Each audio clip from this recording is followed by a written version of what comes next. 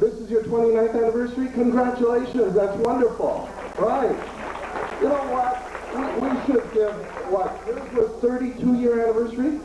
And yours is 29, we should send you a drink. So pick out one of our souvenir drinks because it's your anniversary and tell your waitress and she'll put it down. So you can get one of the souvenir glasses if you'd like, okay?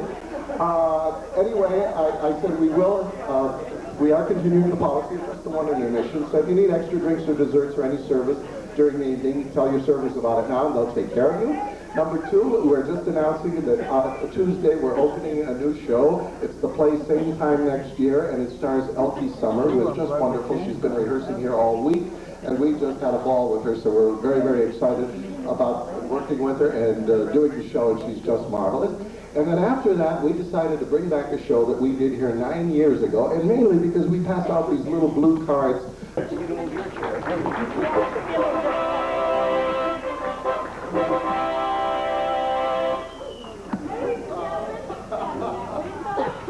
Ladies and gentlemen, happy birthday to all the people whose birthday it is today, an anniversary.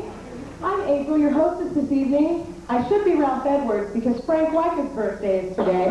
This gentleman right here. And Frank Wyka, this is your life.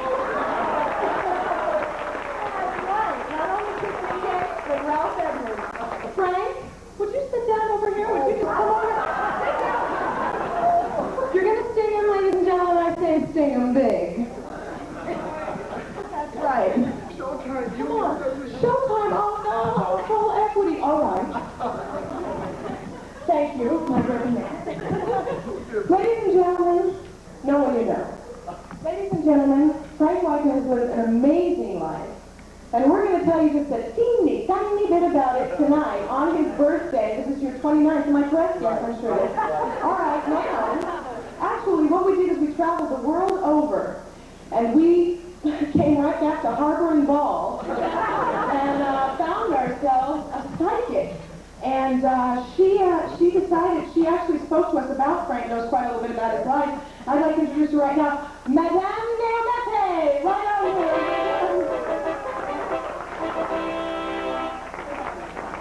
I love that. I want him to follow me around. All right. Well, Neomete, what do you have to say? I would like to ask my crystal ball a question.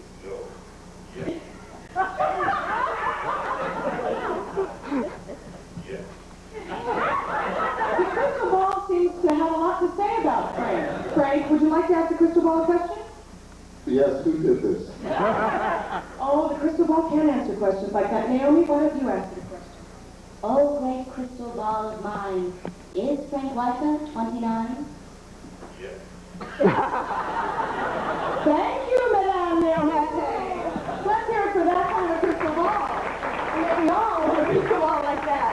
And may I have one on my next birthday like that. Ladies and gentlemen, I have here the book of Frank Wyka's life For his birthday. I'm here opening to page 1. where I have a voice, Frank. A voice from the past. Can you recognize this voice? Hi, Frankie.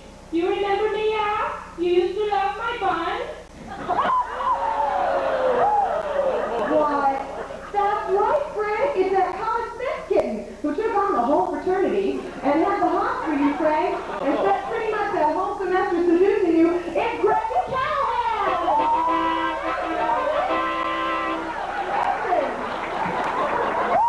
It's true, Frank.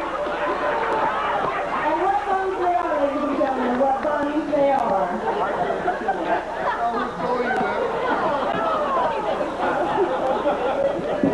That's right, Frank. And going along, actually going backward in time, back, Frank, think. You're going backward in time to when you were 13 years old. That's right. And can you recognize this voice? I'll show you mine if you'll show me yours. Yes, ladies and gentlemen, it's sordid, but it's true. At age 13, Sister Harriet, caught Frank and this young lady in the barn playing I'll Show You Mine if you show me yours. Ladies and gentlemen, Dorothy Blazer!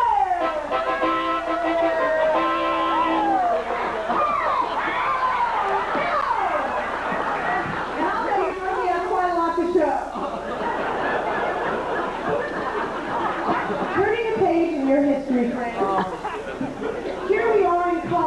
that philosophical young lady, that co-ed, I think you remember. How about this voice?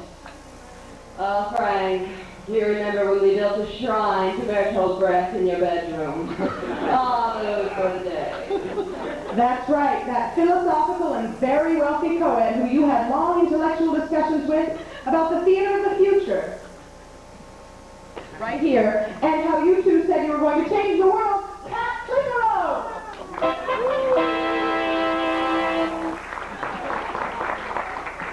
Really, Frank? Pat, you don't get along anymore, but that's all right, because Frank went on out of theater to learn to play cello. Didn't you? How about this voice, Frank? Oh, Frankie, do you still like one lump or two? That's right, Frank. Your lovely cello teacher with whom you took private lessons but never learned to play because you were occupied by her physical attributes. That's right, you used to drive to the country and have coffee, but you never did learn to hold the instrument, did you, Frank?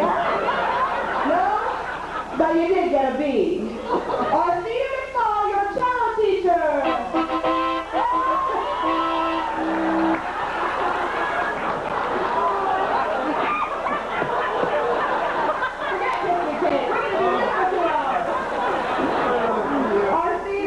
And what a lovely lady. You know, Frank then decided after a while, well, you know what? Music's just not for me.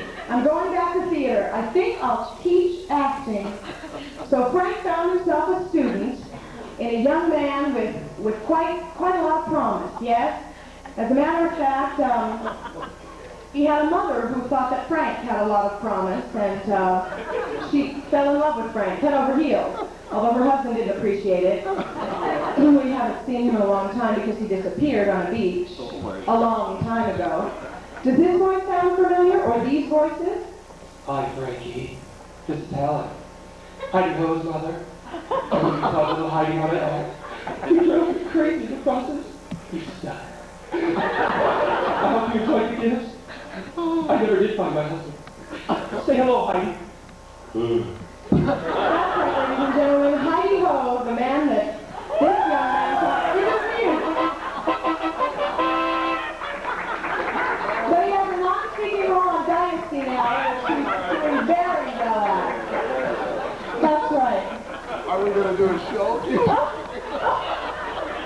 a lovely thing. Well, and going on, you know that Frank is an animal lover, and I think a lot of you people, anyone in the audience who does know Frank, knows that he is an animal lover. There are a lot of kittens who are outside the back door, and Frank and Bill, our conductor, musical conductor, feed those kittens, and we all thought it was kind of a nice idea until we figured out what it was all about, because we did a little research, ladies and gentlemen.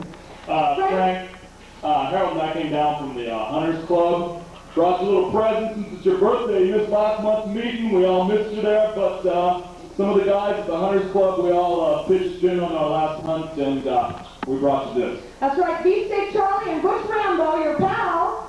Here they are. Now we know why you've been fattening up those kitties, and I personally am ashamed for you, Frank. Anyway, enough about all these other people. The really important person in Frank's life is the first woman in Frank's life, which was, of course, his mom. That's right, ladies and gentlemen. All the way from Poland, we flew in. Here's the consequences or something. We flew in Frank's mom and dad, Mr. and Mrs. Bogowski. Come on out here. Oh, there they are in the spotlight. That is just so sweet. All the way from Poland to sing you happy birthday. Joseph. And Carol with the cake. Coming out. Ladies and